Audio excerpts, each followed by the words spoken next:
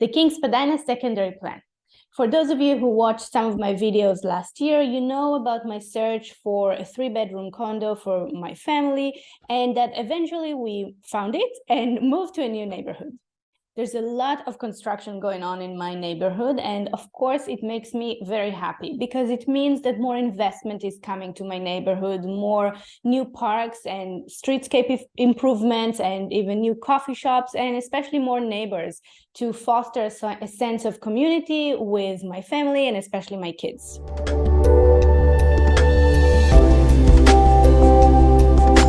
But there's another thing that I really like about these new buildings in my neighborhood that I think is a very unique condition in Toronto. These are 16 stories mid-rise buildings, and according to the city's definition, they're considered to be a tall building, but it feels more of a tall mid-rise.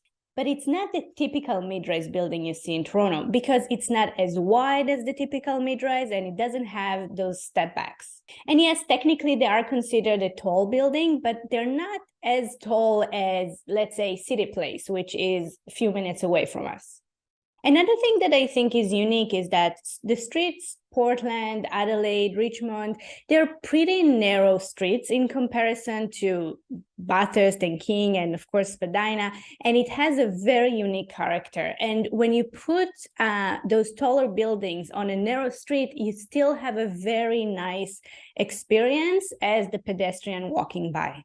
Now, we always talk about human scale, achieving human scale in contemporary architecture. And I think what's interesting about these buildings, and it is according to the secondary plan, is that because they're not the typical mid-rise, they're not as wide, so they're pretty, you kind of capture their entire width and also their height. And it creates a very interesting human scale in comparison to many of the other new developments in the city. Because you see, technically, they are considered a tall building according to the city's definition, so they're automatically limited in their floor plate. And it creates this more of a simple, straightforward mid-rise building in comparison to the typical one.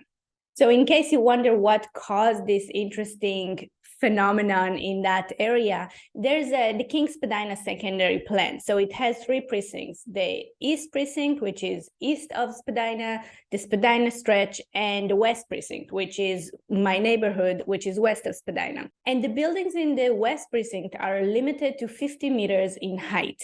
And that's exactly what creates this interesting tall mid-rise buildings that you can see here. The Spadina stretch is limited to 40 meters in height, and the East Precinct has its own rules, and there are taller buildings there.